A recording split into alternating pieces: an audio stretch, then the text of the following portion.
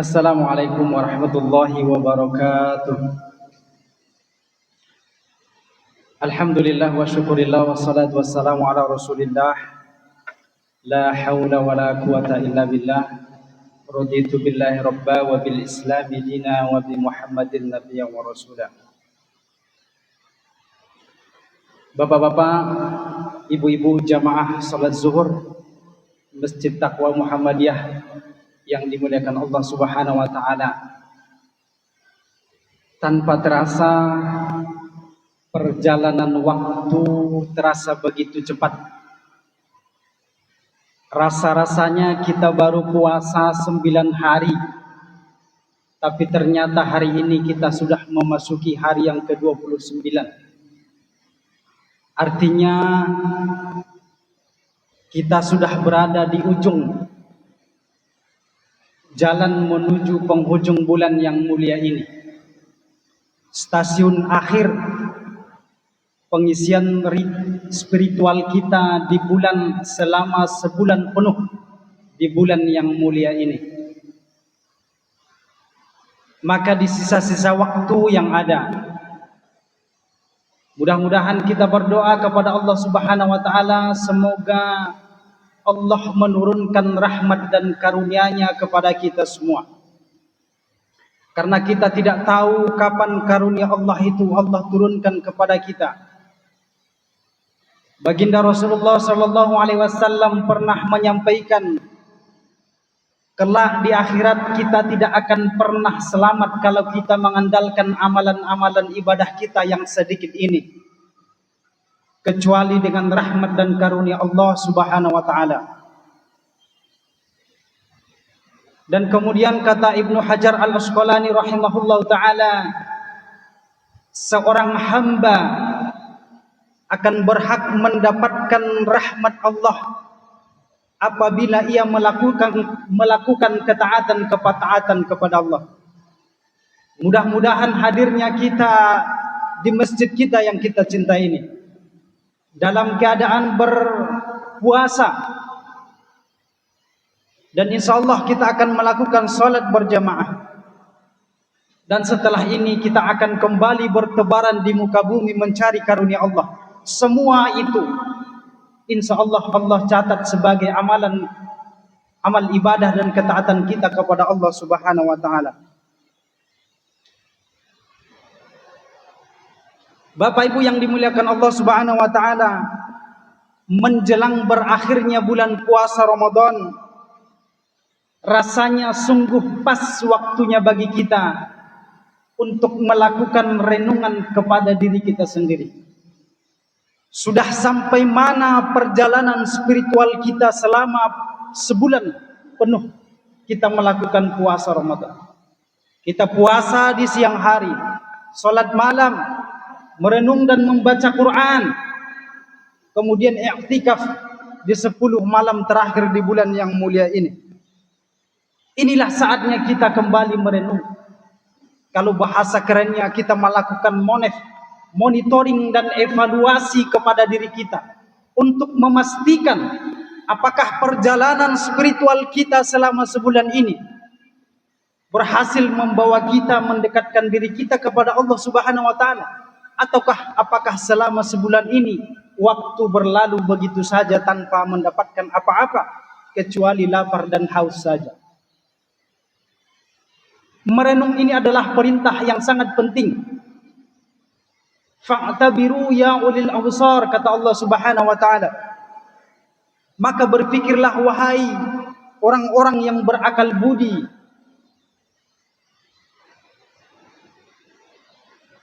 Untuk melihat sampai sejauh mana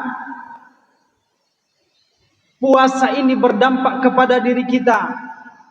Menarik juga kita membedah sedikit apa yang disampaikan oleh seorang ulama yang juga seorang filosof Islam yang bergelar Hujjatul Islam. Ini penghargaan yang diberikan oleh para ulama dan masyarakat pada masanya karena kontribusi dia terhadap Islam, yaitu Imam Al-Ghazali rahimahullahu ta'ala. Tentu renungan ini ia lakukan berdasarkan dari Al-Quran, kajian-kajian dari Al-Quran dan Sunnah dan sumber-sumber Islam lainnya yang tidak bertentangan dengan Quran.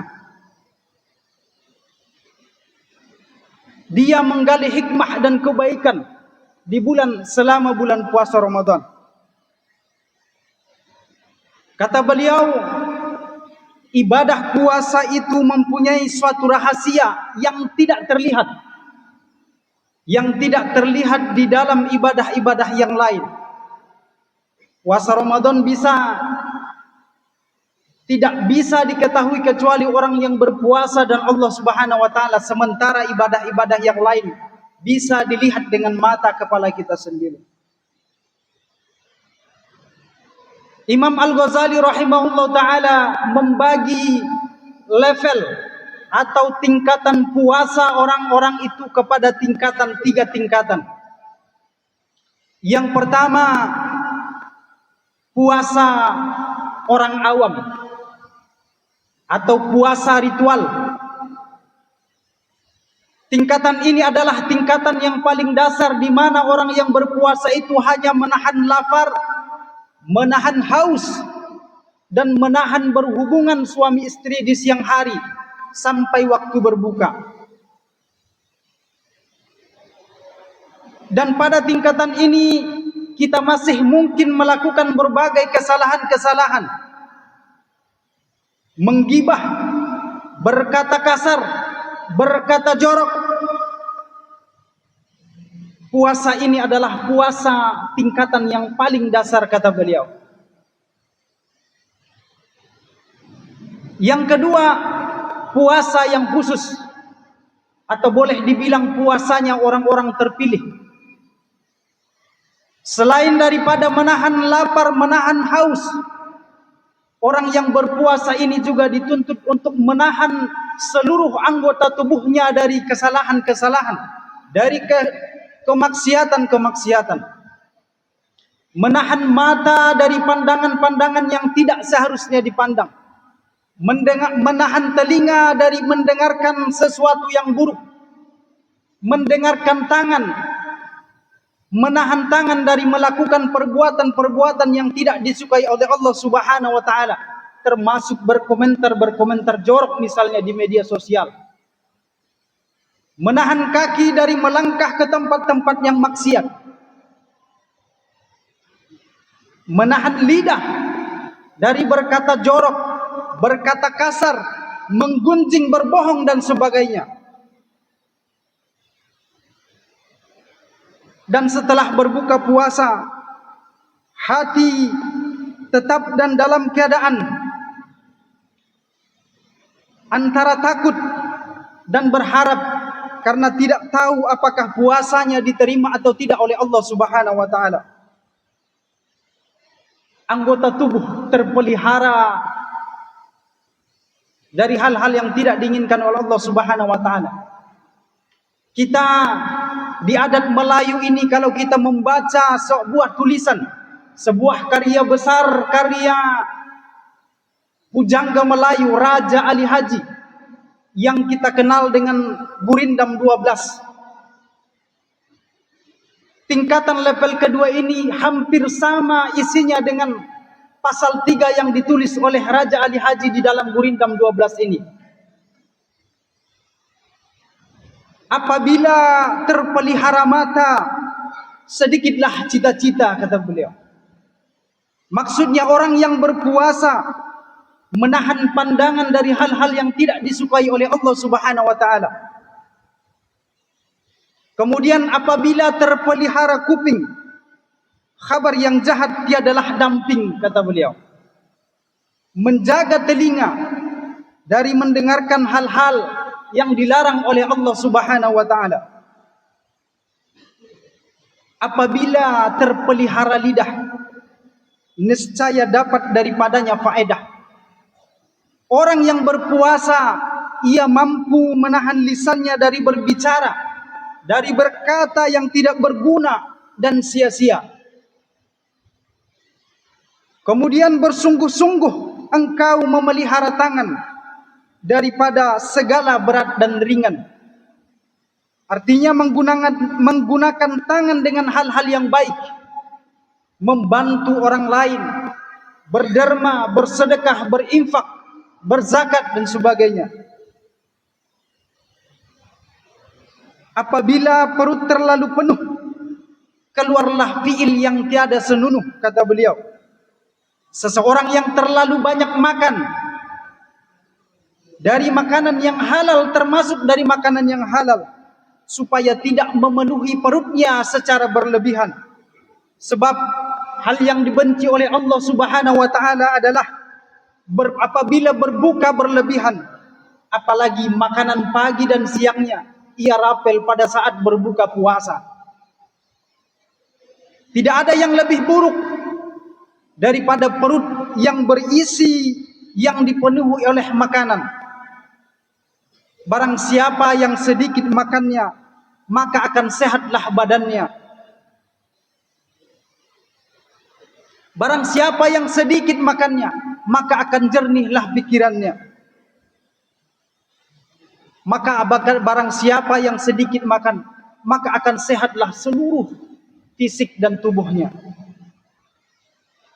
Makanan adalah salah satu daripada sumber utama penyakit, selain masalah pikiran dan kurang olahraga. Bapak Ibu yang dimuliakan Allah Subhanahu wa taala, kemudian selanjutnya anggota tengah hendaklah diingat. Disitulah banyak orang hilang semangat. Hendaklah pelihara kaki daripada berjalan yang membawa rugi.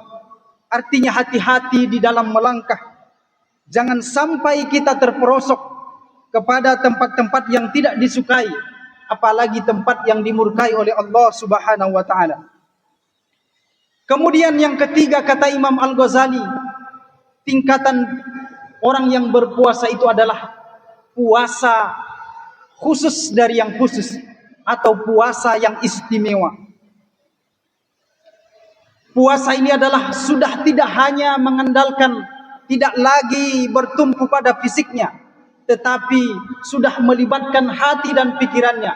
Pikiran tidak lagi memikirkan makanan, hati tidak lagi memikirkan hal-hal yang keduniawian. Puasa ini adalah levelnya puasa para anbiya, puasa para aulia.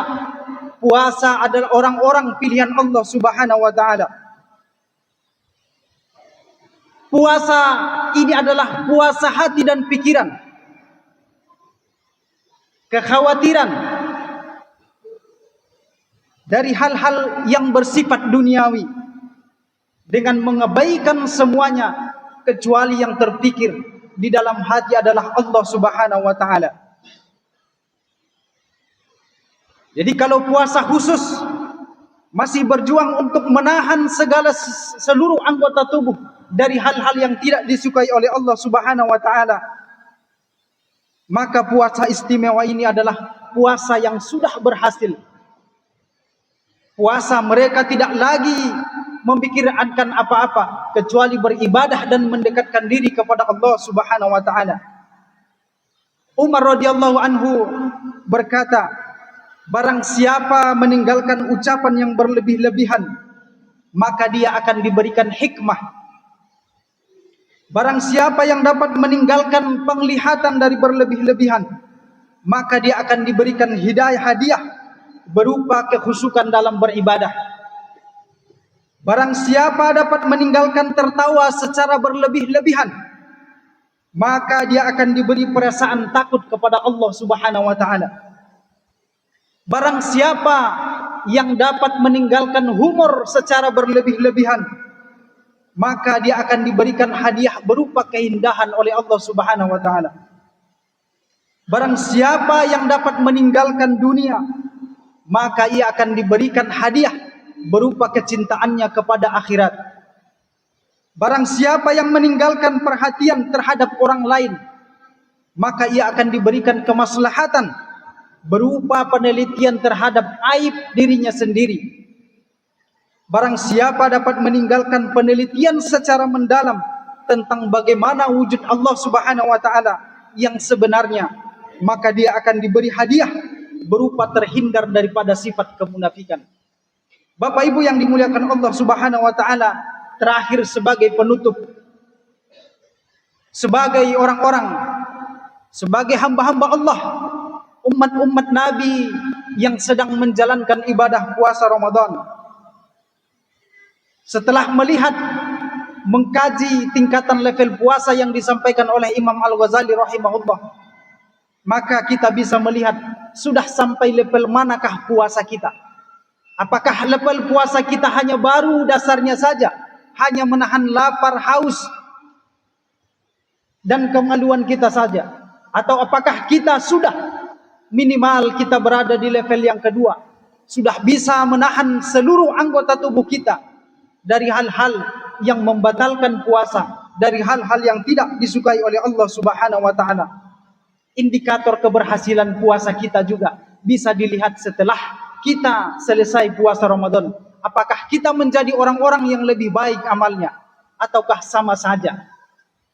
Mudah-mudahan Allah memberikan taufik dan hidayah sehingga kita termasuk di antara hamba-hambanya yang bertakwa.